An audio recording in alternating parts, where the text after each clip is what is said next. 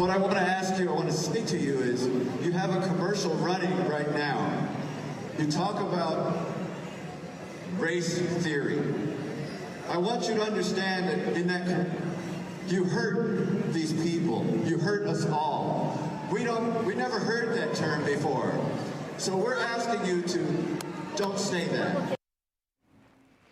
All right, how about that right there? That was our next guest being ambushed on stage during a campaign event because of her opinions about critical race theory that she then expressed in a campaign ad in her home state. This happening as Republicans get closer to choosing their candidate, just 35 days away now. Joining us now, New Mexico State Representative and Gubernatorial Candidate Rebecca Dow.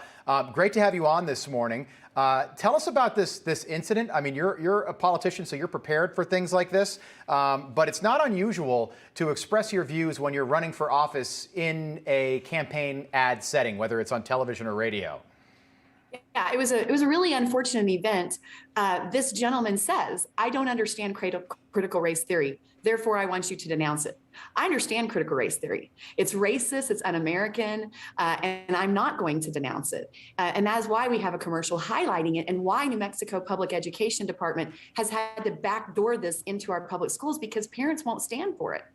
Yeah, absolutely. You say on day one, as governor, you'll ban critical race theory and put parents in the driver's seat of education. I think, during COVID, I have 3 kids. I think a lot of parents got to see what was going on in the classroom. I'm sure lots of folks in New Mexico did as well. Is this what it's going to take to get New Mexico out of the last ranked state in education? Yeah, I mean, there's many issues with our education system, but the last thing we need to do after being one of the most lockdown states where our children are hurting, they're self-reporting that they're uncertain about their futures, is tell them that based on a race or a sex they don't choose, that they're inherently racist or oppressed or oppressors. This is some of the reading. Teachers are calling me and saying, in preparation of these new social studies standards, that PED is sending them books with selective history, with anti-Hispanic rhetoric. This is a liberal and woke agenda being backdoored into the public schools. And if I am not governor, these social studies standards go into effect in September of 23. Wow. Can you tell us a little bit about the dynamics of the race, the governor's race in New Mexico? New Mexico has gone blue, 5 electoral votes, so important state, but it's gone blue in the last 2 presidential elections, 2016 and 2020. This is a state that was, my dad is from Raton, New Mexico, tiny little town in north of Santa Fe. I know, so New Mexico is near and dear to my heart. Also the highest state capital by elevation in the country. I know you know that, but my wife didn't know that when we went to Santa Fe. Can you tell us about the dynamics and how the border in the crisis down there is going to play a role in what plays out in 2022 and beyond? Yeah. So in New Mexico, we have a governor who is absolutely ignoring our border crisis. Our borders are, Kamala Harris has not been to the border. Our governor just announced that she's getting married in Washington, D.C., and Kamala Harris is officiating the wedding.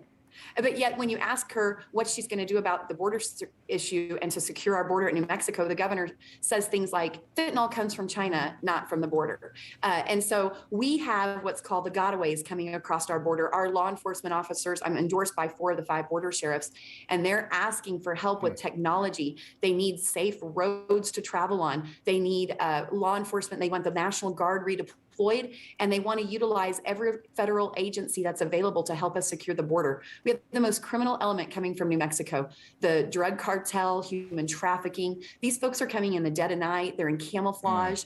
They've got on carpet shoes, and our border patrol are asking for help. These are highly trained law enforcement officers that make $100,000 a year. And instead of doing the job that they're trained and tasked with doing, they're spending 60 to 80% of their time on comfort and care. Yeah. We've got to back them up and redeploy the National Guard. I will do that on day 1. Yeah. Critical race theory is just as important to folks in our state. In 2020, we tore down in Santa Fe Plaza the Soldiers Monument, which symbolized when New Mexico stood up against the Confederacy, fought against slavery, and won.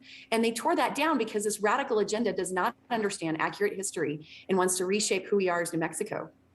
We've got about 30 seconds, but you say you're standing up to progressives' radical abortion agenda. What do you make of the latest leak?